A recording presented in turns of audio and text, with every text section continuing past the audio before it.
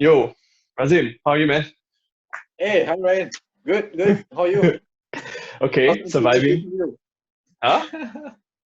How's the MCO treating you? Okay lah, surviving, staying home, staying safe. Like, No more singing in the car, lah. when I go tapao lah, I go tapao. See. Very dangerous, not encouraged, but yeah, I still sing when I go out. Okay. Okay. But the numbers are getting better. So, From the past two, I think for the past 2 days, shown a bit of improvement. I think there is that. the past 3 days is less than 70, right? 70 new cases. I think wait, on Thursday it was a bit high. Friday was in double digits. Yesterday was in double digits. The recovery is in the hundreds. So Yeah. the active cases are all going down. So the curve is actually like going down. It's flattened and it's going down. Okay. So we've got that going for us, which is pretty good. I guess Agree, agree. you know. Yeah. But Yeah. still, economically, what do you think? Economically, we've got you can see the markets are very timely. This it looks good, No, but seriously, no, the markets are going up, right? You can tell, like, Dow Jones up 3%, S&P Dude, is 2.6%. after it has gone down so much. Yeah, but the 1 week rates, doesn't tell the whole story. I mean, the weak recovery, but you can see, right, in the States, if anything, I think States will take a long time to recover because it's a big country. New York is, severely affected. We are, on the other hand, are doing not too bad, right? Because our rates have gone down, but our economy is also not doing great, and we have 6 months, right? We have 6 months of recovery because the banks are then putting, your loans on moratorium for 6 months. Yeah. But I think it'll be longer than 6 months, man. I think people are starting to sell their houses, starting to liquidate their assets and all that. So I they're getting a agree. bit concerned, right? Houses will be cheap. I think the next couple of months, I think post 6 months, effects it's always lagging. Like, it's always lagged, right? Yeah. Your GDP is a lagging figure. Economic activity, you can feel the impact now. Yeah. But when the But numbers actually, come up, the numbers, the figures will only come out 3 months or 6 months after, right? correct. So when during this period of time, right, your Q1 numbers are affected really because your 1/3 of the month in March you weren't working, Yeah. right? Your Q2 is also going to be affected because April, the entire month you have stopped working, right? So when the numbers releases in Q3, that's when it will get a bit more jittery. Yeah. Yeah.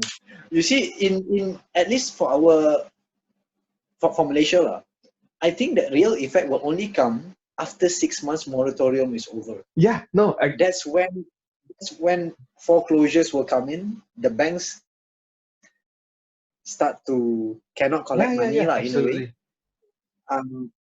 And property prices will come under pressure.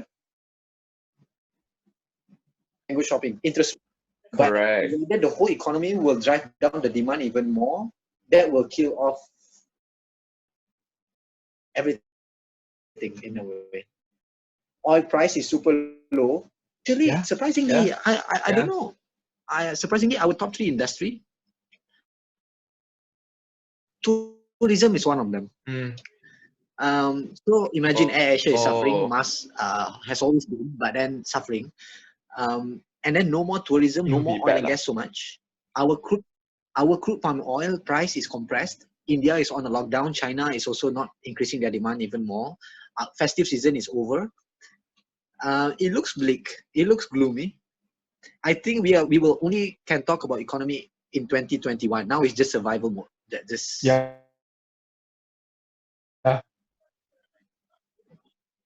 I But it agree. looks I scary, agree. lah. But life goes on. Life goes I on. think one thing I've learned, or rather, is like I'm really thankful that we have got jobs, right? We have survived unscathed, right? We've still got our paying jobs. Still have don't have to worry about. Okay, don't have to worry about getting money. yeah, we're quite lucky to be with, we don't have those concerns. But people who are in smaller industries, who are in SME companies, right? Their day-to-day will be affected for sure. Yeah. Pay cuts will be coming, production will cut production and all that. So the impact is not felt now for sure. People are still very speculative at this moment, right? Whenever there is a cure, the market seems to be like, oh, okay, the numbers are improving. The market seems to be reacting positively. I think it's a lot of scalpers at this moment, probably. Looking at Yeah. look at the markets, a lot of punters, a lot of scalpers. Just like, okay, let's buy low, sell high. Okay, this retail investors would have to see it out. Oh yeah, a bit of a dangerous time, lah. And it'll take a while for us to go back. Like your day-to-day activities will change quite significantly. Actually, you won't go out to eat as much. You won't go out shopping as much, right? Your retail spending, your consumption, part of your GDP is your consumption. Consumption will go down as a result. Maybe people are buying online, so that's fine. You've got It that. doesn't cover as much, isn't it? How much can you spend online, right? Isn't it? But it's a good move. This came in. I think it's a good move for BNM, or to say, hey, we better stop using cash. We better use e-wallets. We use online payments, right?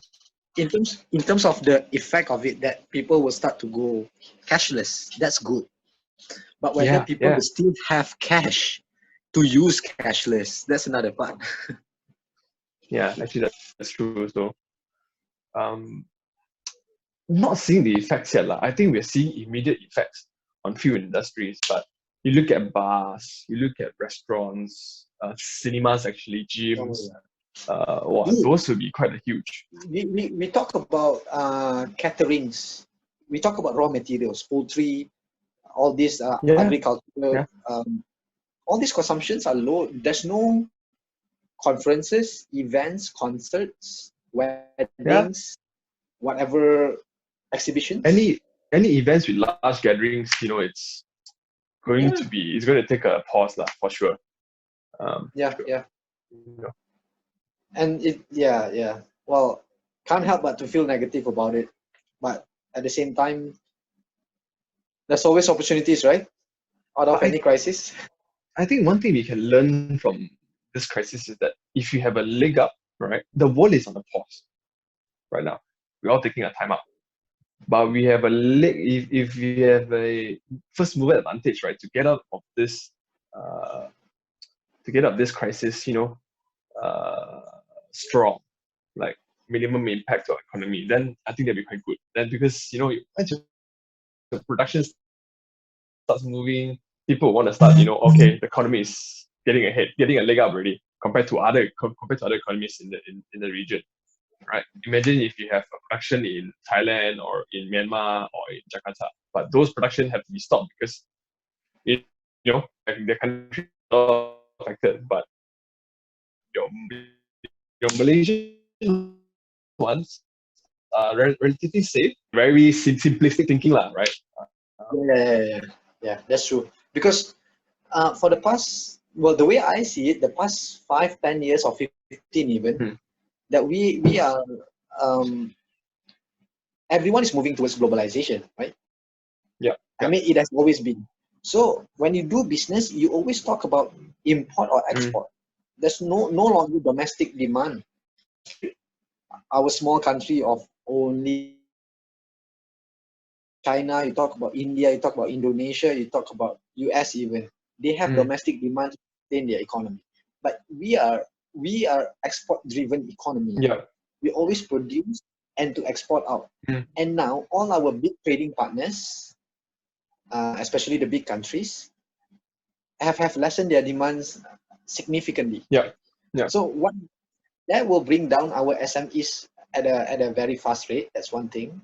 That will also bring down. We were there. Most of our loans were given out to SMEs. When they start, when they are unable to pay, and the banks will probably. I hope there's no banking crisis, but I have to say I'm worried about seeing a lot of statements coming out that our liquidities are good from Maybank, from other banks. Our liquidities are good.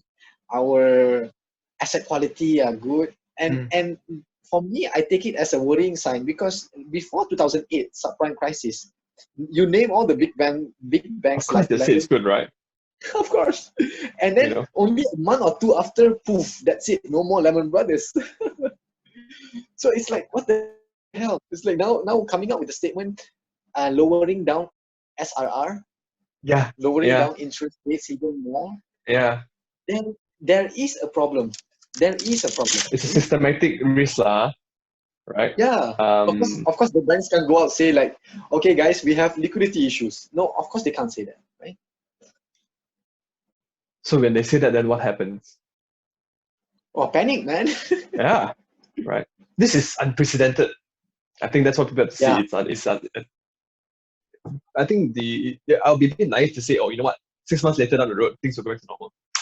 I think a bit naive, lah. No, I disagree. I disagree. Yeah. A bit tough, lah. I think at this climate, even when the MCO when the MCO stops, I think people should behave very rationally and behave very safe. Like I think like what Dr. Hisham said is to be like, okay, you still have to take precautions. Your health, your hygiene precautions still have to be up there. You can't be complacent because it's so contagious, you see. It's not like a typical flu. It is so contagious, right? If I get it at home, my family members will be affected, and there are 8 of us. We don't live in this house, but my sister lives next door, right? Okay. 8 of us will be affected. That's true. Very true. And if I go to work, my office will be affected, right? But Ryan, I have to say that we are social beings. Like we are always out and about socially. Yeah, and right. Once the MCO is over, despite any doctors, Dr. Hisham mentioned, and some other doctors saying that this is the new norm. Even our PM said that new norm, social distance have to be kept maybe the next 1 year. Yeah, but who would actually follow that? I think I'm being realistic. Who would actually follow that? Like once MCO is lifted, that's it. Balik kampung lah, events lah, kenduri lah, whatever. That is true. It's and especially Raya coming too. I know the Ramadan bazaars have all been cancelled. Yeah, no more. Yeah, cancelled. But I think people are also very entrepreneurial in that sense, right? It's cancelled, but they can still find ways to to deliver the food, to get the goods delivered to you. Have Facebook, Instagram, whatever platform there is. And if you're hungry, we'll find food. Then we eventually like do it lah. We'll see whatever means necessary to do it lah. People may cook more, as a result, right? So your makcik Kia, is it? Yeah. May not be at the benefiting end towards at the end of the day, right? That's true. Yeah. Well, I have to say the stimulus is just to give some money into the pocket to survive for a short term. Yeah. After all, how long can you survive with that? Makcik Kia gotten what, 3,000, 4,000? How long? Right? Not for long. Yeah. So it's okay, Ryan. Just because it's since we are recording. Yeah. Based on your understanding and how you see it, and you mentioned not being naive, the next 6 months it won't be the same. Economy will continue to suffer. There's a lagging effect of numbers. Stock market, capital market will be going haywire a bit. Yeah. How would you handle this? How would you handle this for the next 1 year?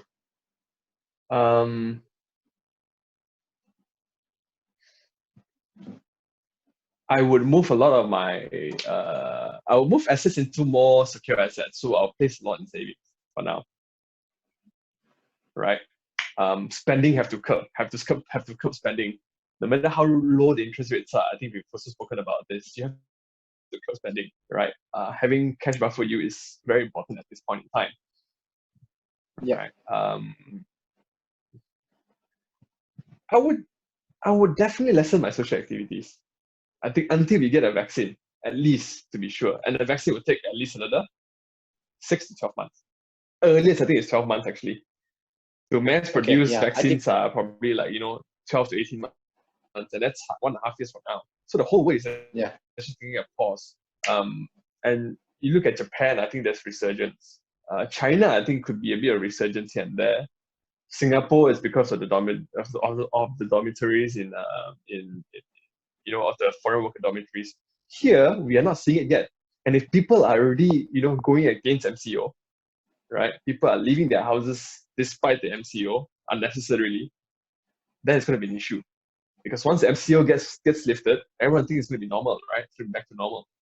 But it's not. People don't see it. Yeah, that's my point earlier. Like, people just think that it's over. Like, but it's not clear. It's far from over. I think Dr. Shem said, it's a war that we have not won, and we will not win this war until a long time. We may have won the first battle, but the war, you keep coming. If someone is a cluster that's recognized, or there's an infection in that area, it's gonna start all over again, right? Yeah.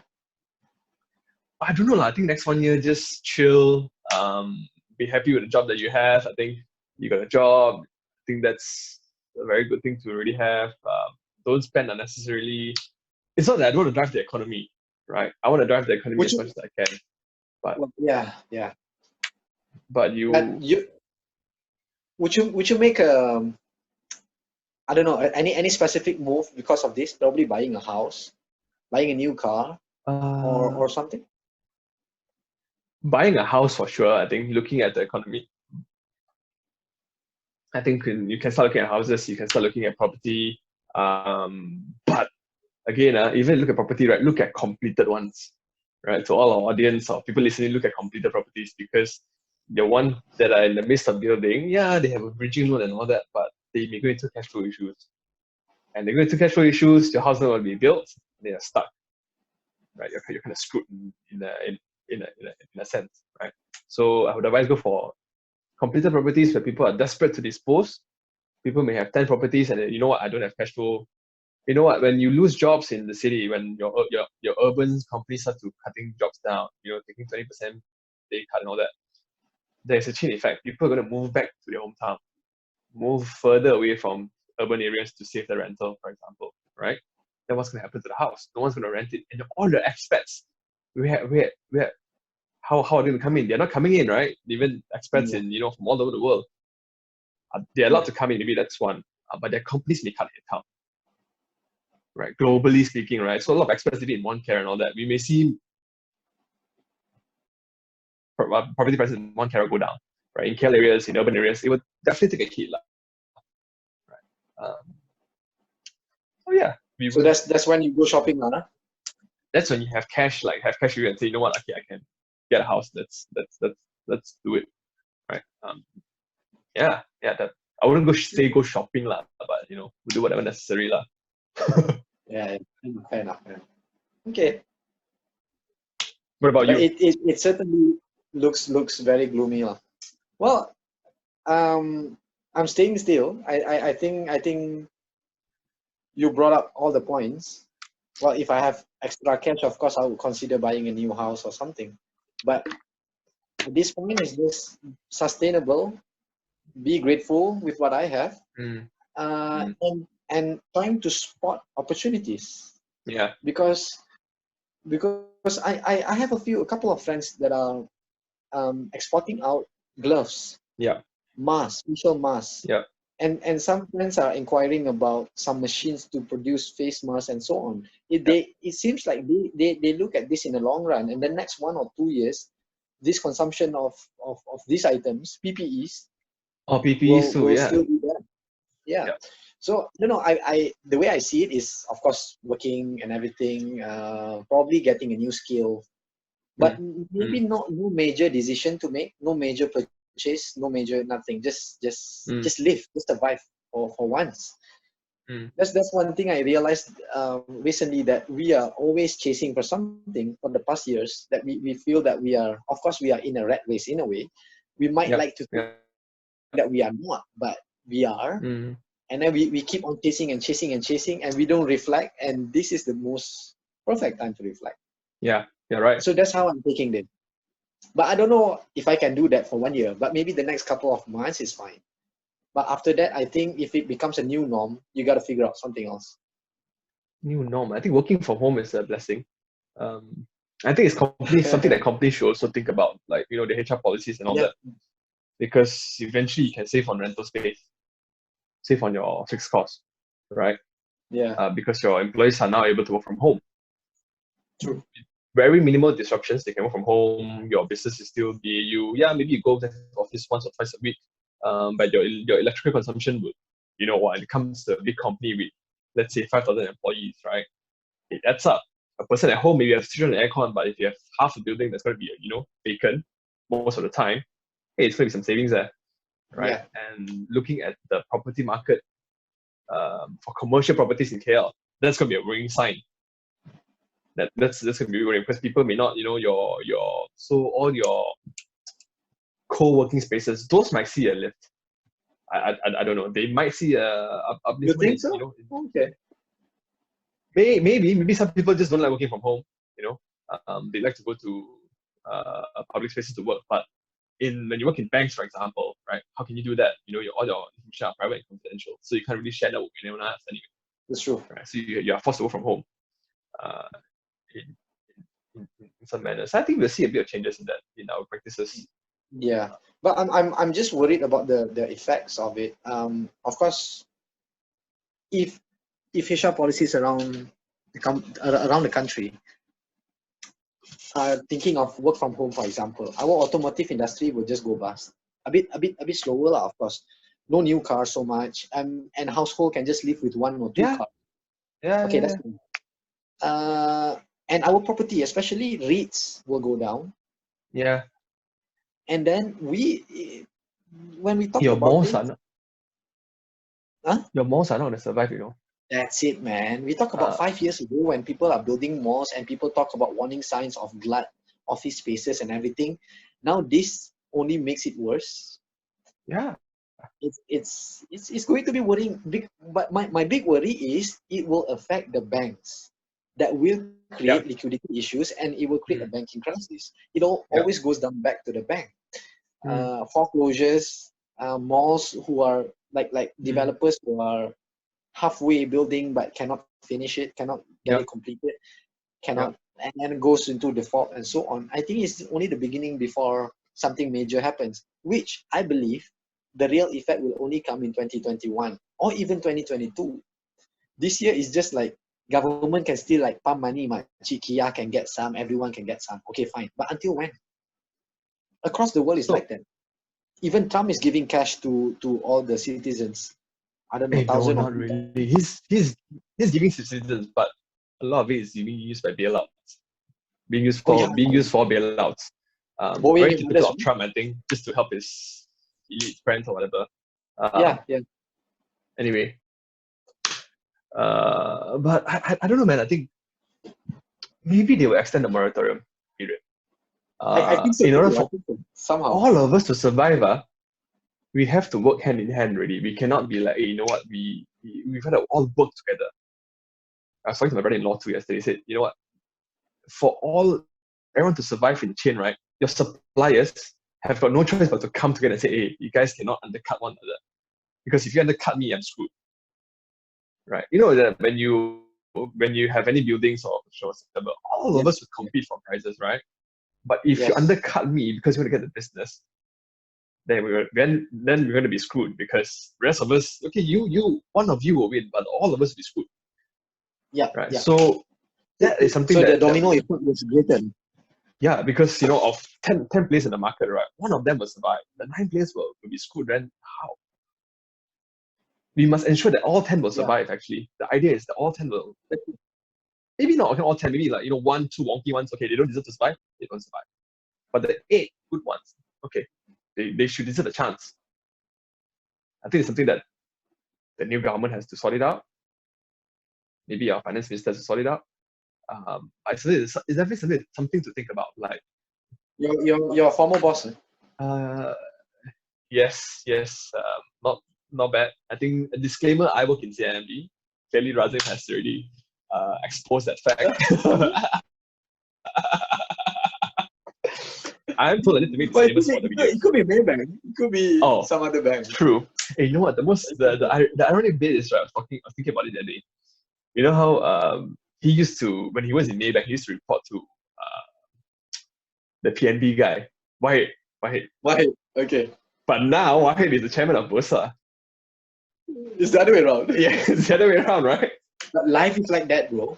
Yeah, true. I mean that is life. It's like that. You think all the older people now, I mean, I think life is, I mean, my dad once told me this, like, no matter what, like, all the younger people will one day overtake you, because you are going to like slow down as age goes by. Fair enough.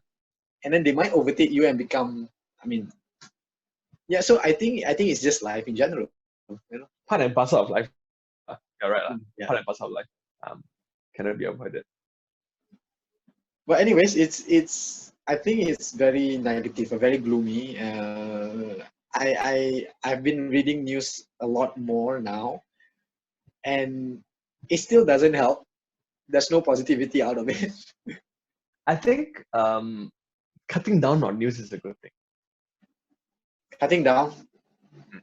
But in what you do, you can't. But in general, for your own well-being, right? News are no longer that important anymore. Kind of think of it, right? It doesn't really affect you. Yeah, maybe it does affect your to be an informed citizen. Maybe you have to watch the news, right, to make the right polling decisions, to make the right votes. But that's only when it's required. But day to day, if you keep tuning on to news in and out, right, it's too much information going in. You're not getting the right input in your in your brain. Your brain has to like process it. I know you read news because of your trades, so that's fine. I think that's because it's something they have to do, right? That is crucial. But as a person who doesn't trade, then I don't have to watch news that much, to be honest. I'm happy if they found a cure, not affected if they found a cure tomorrow. It's okay. It's a good thing I found a cure a week later. Oh, okay, that's good news. People around you are telling you news anyway.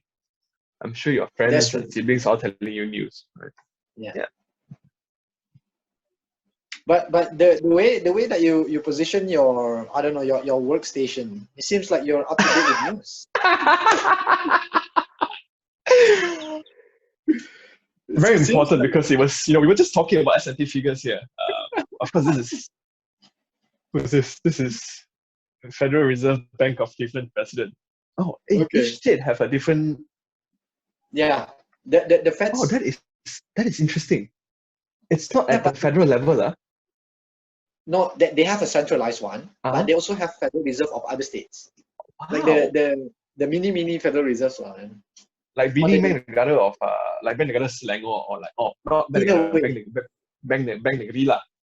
Yes, correct. Interesting. But then they will. Oh, thanks, man. For you, bro. Wait to see this Loretta Mister. Yeah. I don't know who lah.